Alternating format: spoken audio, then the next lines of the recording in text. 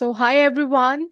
Welcome to the success story session of SEBI Grade A 2025. Today we have with us Bhavika Makhija. She's a chartered accountant by profession. She cleared her CA in 2019 and then started for preparing for the regulatory bodies exam. She gave SEBI attempts twice, but because of her hectic job, she could not clear that. So she dropped and focused more on her, preparation journey. She started preparing for UPSC, also gave four attempts of UPSC, achieved her mains, but of course, there were some more struggles. So she saw a ray of hope in your SEBI grade A exam, and today she is. She has cleared the exam in her third attempt with her full dedication and persistence. So congratulations, Bhavika. How are you Thank feeling? you. I am feeling happy and relieved, I would say.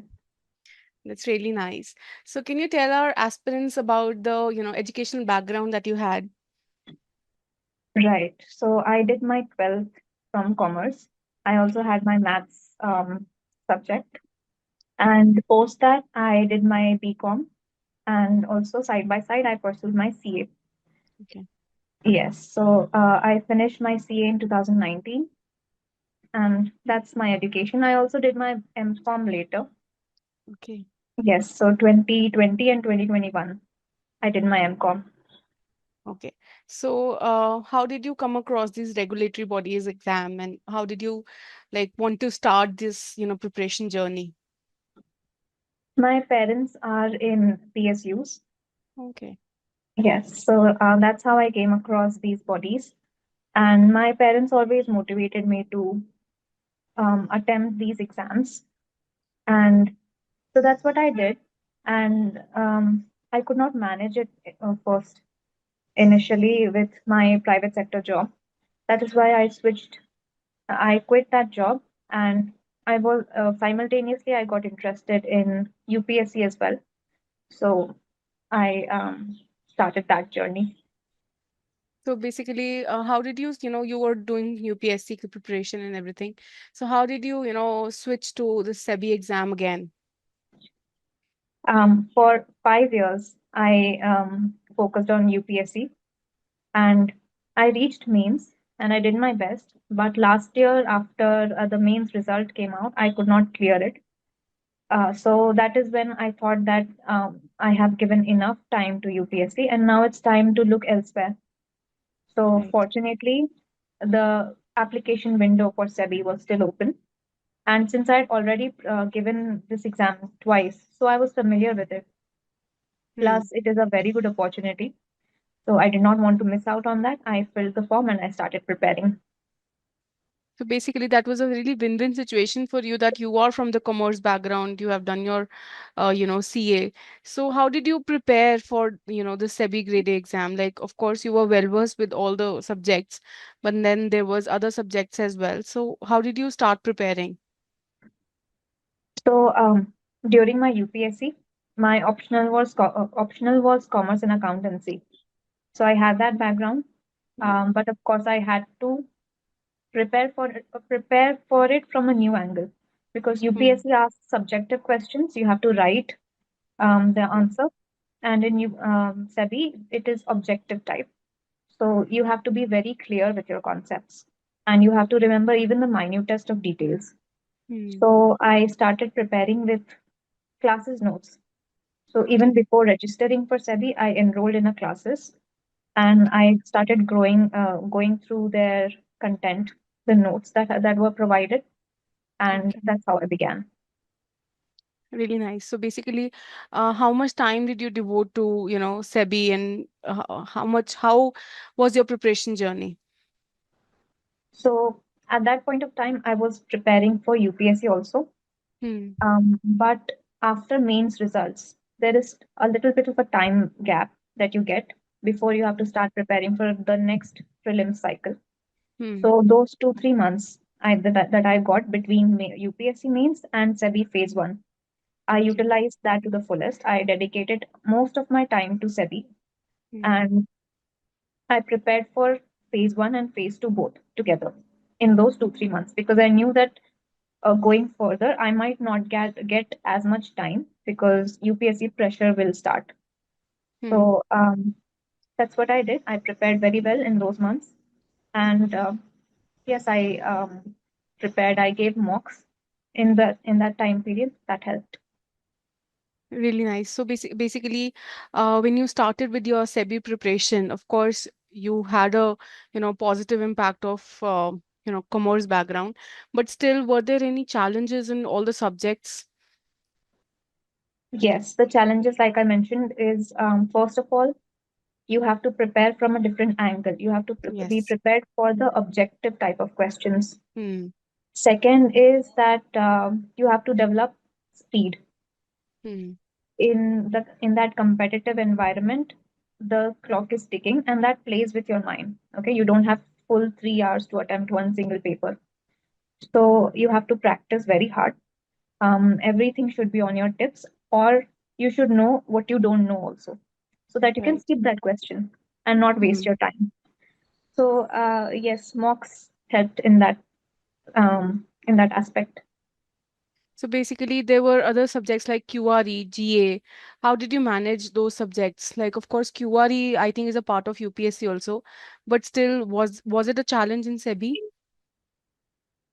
Yes, so QRE and okay, so to discuss paper one, phase one, I would say that English has been my strong suit. So I did not have to dedicate a lot of time there. Secondly, GA, I knew that the time cost benefit is very less. So I Hmm. left it out completely. Okay. And coming to QRE and reasoning.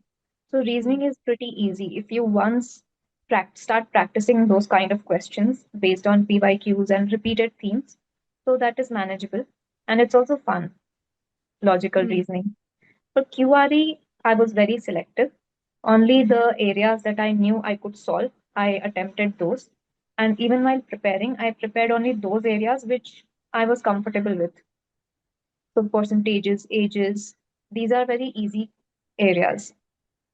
So that's what I did. I usually leave out those mensuration questions. Yes, perimeter, area, number of triangles in one triangle. Hmm. All of those questions I just leave out. So yes, that was my strategy. Be very selective. So I think this is a learning take for every aspirant, that you should focus more on what you know actually, and then practice that more, so that when the exam comes, you are well versed with what is actually needed, and not Right. just grasping everything and be the master of none. So Yes. If you have a lot of time, then you can do that. But of course, nobody has that much time. right. And what about descriptive English? Like, of course, as you said, your English is really nice. So, but did you still face some challenges, like in the interface, writing all that essay and everything? Did you face any problem? Yes. So regarding the descriptive English paper, there are Hmm. two things. One is articulation, Hmm. and second is dealing with the interface itself. Right. Yes. So articulation, since I was preparing for UPSC mains, so my Hmm. articulation was somewhat sorted. I knew what I have to write, and the structure also, intro, body, conclusion. So that part I was not very much worried about. Content, of course, UPSC gives you a lot of content. So Hmm. the bigger problem for me was the interface. Hmm. So after phase one result, what I started was I took somebody's advice, some mentor's advice, and I started preparing with that actual keyboard, that you get Okay. in the exam. So I got that keyboard, and I appeared for 5 mocks that I had purchased a course. So mocks were included, and those mocks had the same interface. Okay. Yes, so that helps a lot. And apart from that, every day I used to write at least one essay or one pressy or one RC I used to pick. And there is a feature, notepad. Okay.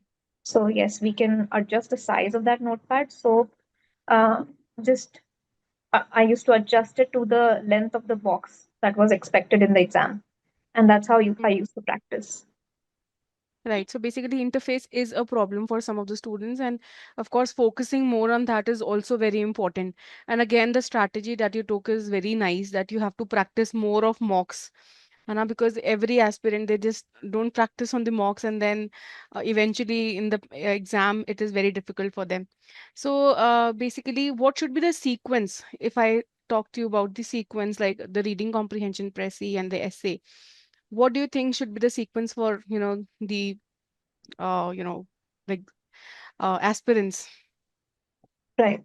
So the sequence for everybody it could be unique, but what I adopted was first essay, 20 minutes, then Pressy, 15 minutes, and then um, lastly, I would attempt RC, 25 minutes approximately.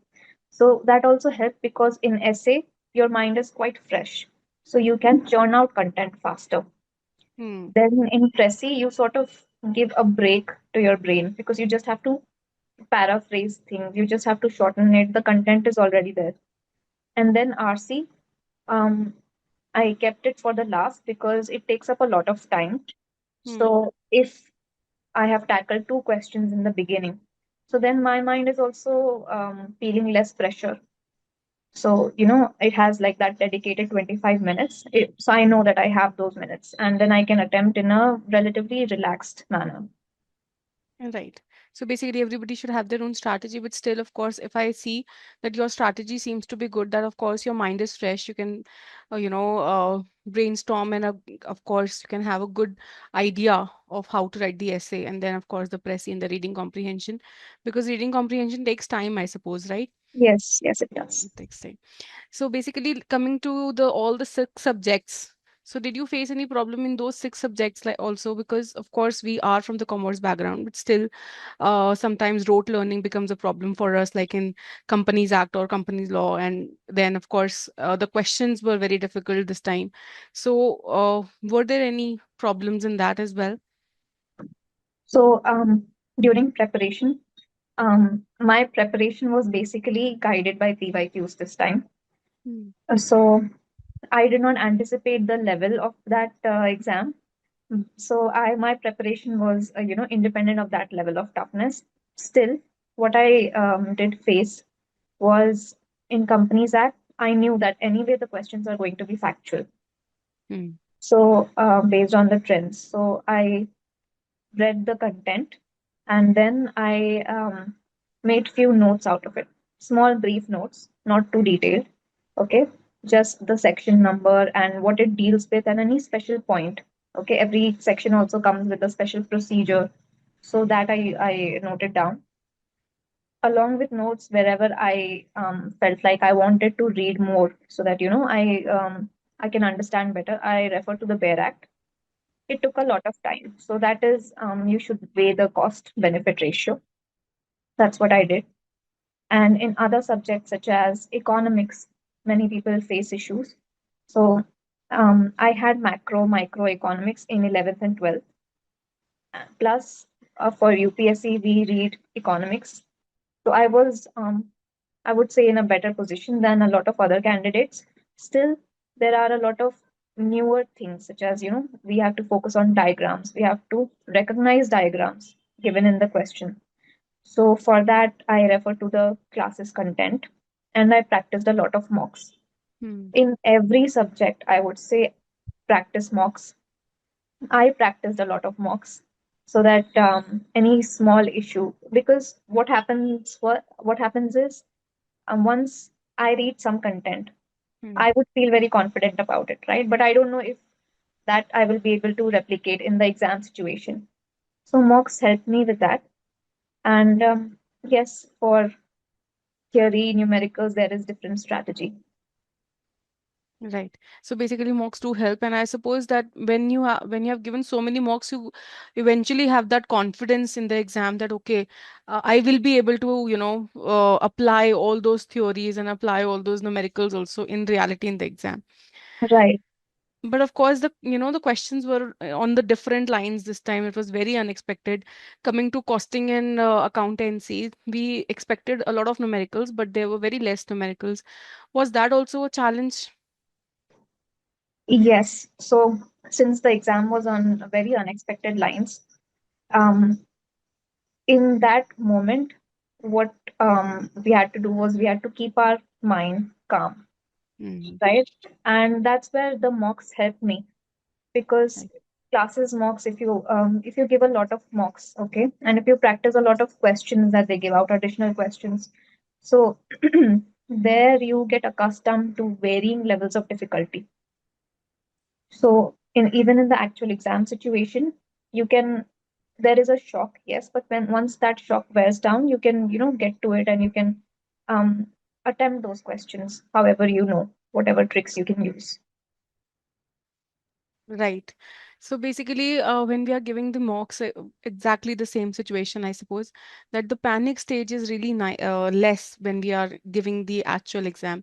And what about the other, like economics? There were so much application-based questions. They were more conceptual. If somebody doesn't know the concept, they will not be able to answer such questions.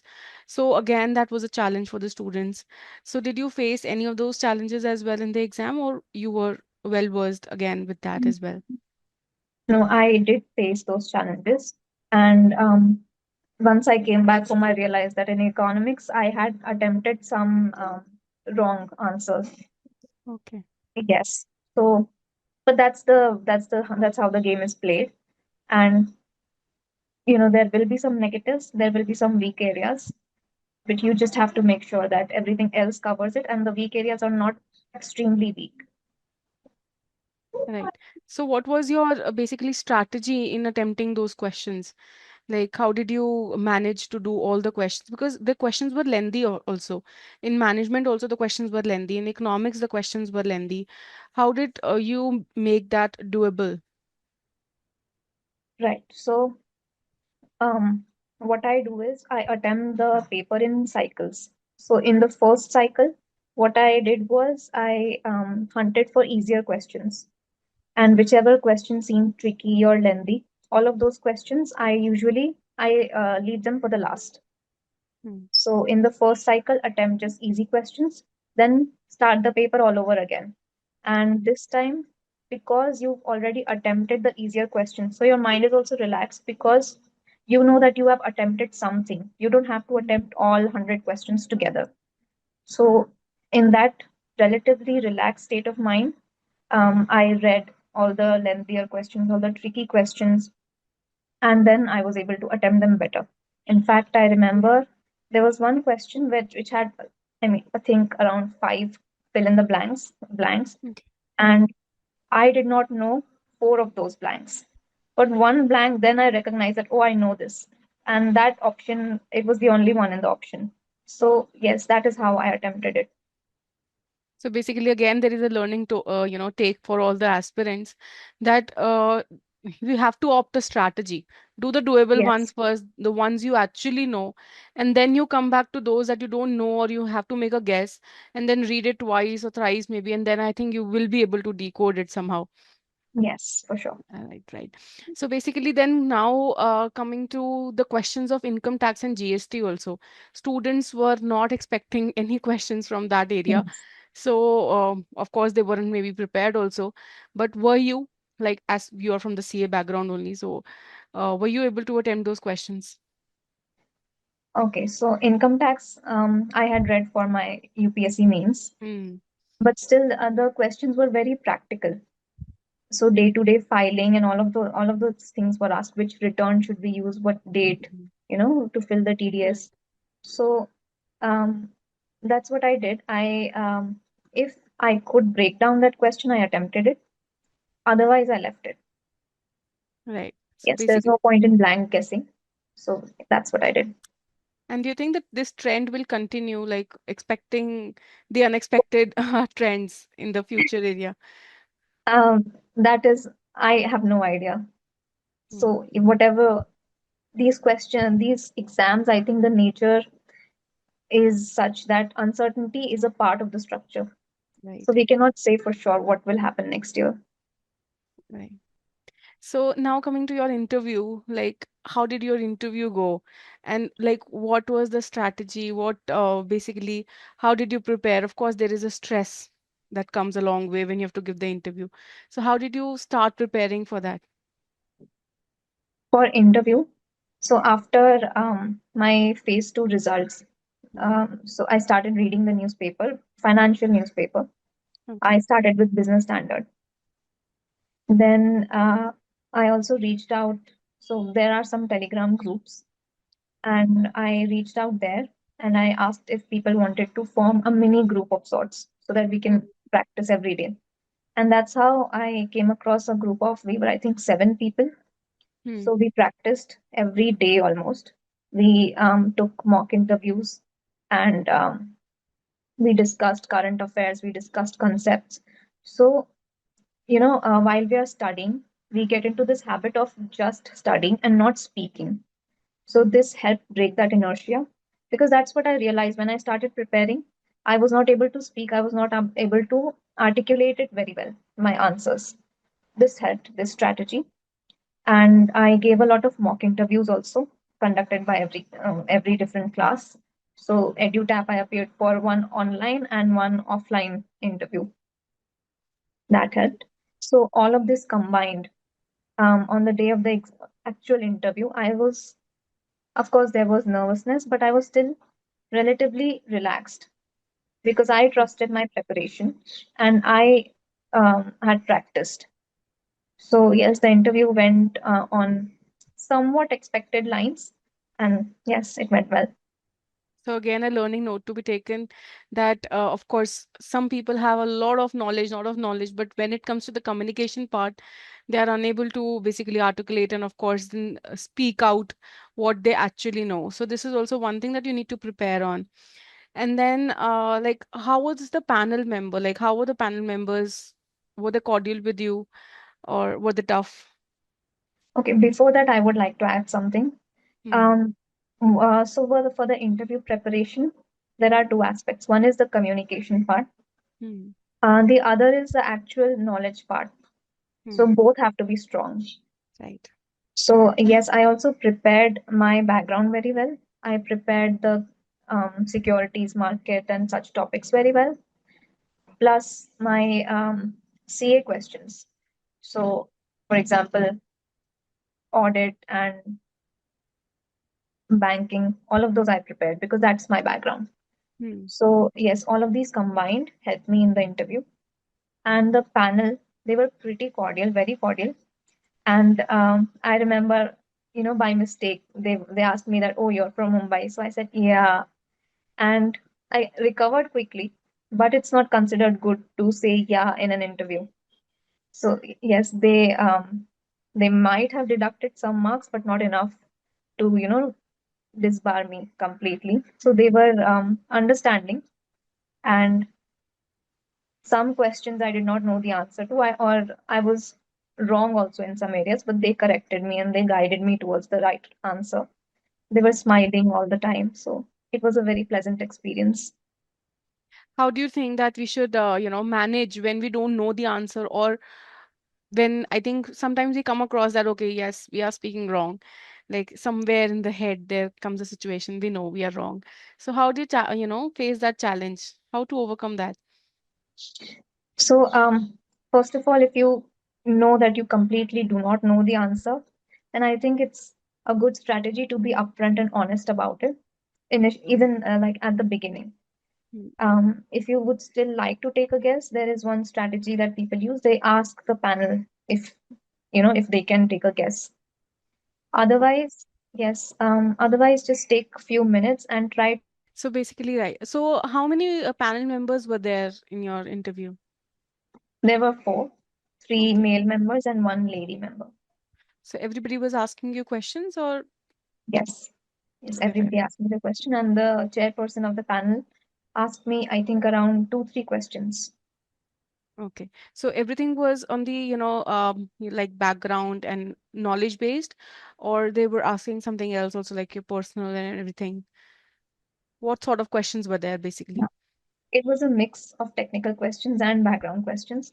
And, we anticipate before the interview that it Hmm. will be sort of a rigid experience, that, Hmm. some people will be assigned roles, that this member will ask technical questions only. But it is more like a very fluid experience. They go through your profile right there, and whatever comes to their mind, what they ask. It can be personal or it can be technical based on your background, work experience, Hmm. and of course about SEBI, the securities markets. Hmm. So that was my experience. Initially, they started with personal questions. Um, then they asked me why I wanted to join SEBI, whether I had kept myself updated about the financial sector. Hmm. So yes, SEBI initiatives also they asked, and Okay. then they also asked me about a few things related to my parents' background. So Yeah. development financial institutions they asked about, and my previous employer, the bank. Okay. So that history they asked me. So things starting from your background, but then relating to the technical aspects also. And audit report also. The Hmm. chairperson asked me about the audit report or different kinds of opinion. So yes, it was a mixed bag. So again, there is so much to take it from here that the your background, your parents' background, everything, and you should dive into, all these areas before, actual interview so that of course you're prepared for all those stuffs. So I think you have given a lot of questions, a lot of hints to all the aspirants how to prepare for the interview as well. Now coming to your personal, life and everything. So, who was your like support system or who encouraged you to actually, get into this sector or get into these regulatory body exams or maybe UPSC? So my family, my parents, my sister, Hmm. these three people have been my biggest support. And throughout my journey, they've supported me every decision of mine, Hmm. and they've guided me towards the right decisions as well. So I will credit my success to them. Then this year, like this last year, December onwards, I had joined a library, local reading room. Hmm. So there I made a few friends who helped me in the interview preparation, plus the peer group, the interview peer group. So all of Hmm. these people combined, they helped me so much in rebuilding my self-esteem and my motivation. So yes, positive people all around. Right. So basically for the girls, maybe more, but yes, of course, we face some societal pressures also. And did you face any such problem like marriage, settlement, and everything? Regarding marriage, my family is pretty chill in that Okay. respect. Even my extended family, there was not immediate or direct pressure regarding marriage. Hmm. So, but regarding my career, yes, there were um, hints that I should join some private organization, maybe, or get started with a career. And the thing is, I agreed with them because I was also feeling that pressure in my mind, Hmm. and I also wanted to work. So everything, I did not take it as demotivation. Rather, I took it as further motivation that Hmm. I have to work harder now. I have to achieve something that I can, and start working. Hmm. So basically, yes, I think when, of course, you have that title of CA, that is also one difficult challenge, I think, for many of the people. So when you have that title, so you think that, okay, we can join a private firm if nothing goes right and everything. So yes, of course, that is a challenge. So basically, anything that particularly motivated you that, okay, I will just focus on, and I'll leave my job particularly. That is also one thing that most of the, people cannot do, like leaving a job and being a full-time aspirant. So how did you, face that? And how did you like, get into that mode that, okay, I'll be a full-time aspirant? So when I was working with the private sector, I always had this feeling that I want to do a lot more than this. That Hmm. job was an amazing job. First of all, my job in the private sector, it was a role that I would still recommend to a lot of people. But deep inside, I knew that I have a bigger dream. Hmm. I have to achieve something even more than this. That is why I started preparing for UPSC, and that is also why I prepared for SEBI, because Hmm. it is a very good opportunity working with a regulator. Eventually you can get to participate in policy making. You can participate in oversight of the securities markets, financial markets.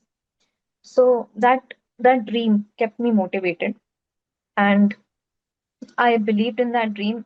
I faced a lot of hurdles during Hmm. my journey, but that belief it got battered, yes, but it was still there always, that I have to get into this space. So yes, that kept me going. So basically, that is one big dream that everyone should have. And then, of course, that is one Shah Rukh Khan dialogue ki एक चीज के पीछे I don't know the whole dialogue, but yes, कायनात लग जाती, कायनात yes, आपके लग शाहरुख से Khan something fan. something. Right. So basically, okay. Then coming to any link that you had with EduTap, like how did you come across EduTap? So EduTap, I attempted the free mock tests, all India level mock tests, Yeah. and I got a good score in phase one, which motivated me a lot. Okay. So at that time, I was not associated with any regulatory body peers as such. So getting to know my all India score, it is a really good thing. It is a reality check, right? Hmm. So that helped me. And for the interview, like I mentioned, I appeared for an online interview and an offline interview as well. Okay. So did you meet any of our mentors there in the offline Yes, one? yes, I met Kuldeep sir. Okay. Okay. Yes, and Okay. his guidance was helpful. Okay. So any message for all the aspirants, like how should they take this journey? How, anything that could help it, more smoothen the journey. Any message from you? Smoothen the journey. I would say that first of all, read the notification very carefully. Okay. That is the first step, Hmm. whether you are eligible, all of that. Hmm. And second, assess your own preparation. Hmm. Um, so when I had started, at that time, I was a little overconfident because I was a chartered accountant and it was Hmm. my first attempt. I cleared it in my first attempt. So I came from that thinking कि मुझसे तो हो जाएगा, मुझे बस exam में बैठना है. Hmm. But in the actual exam scenario, it is very difficult. It is very different. You have to think on the spot. So assess your own situation.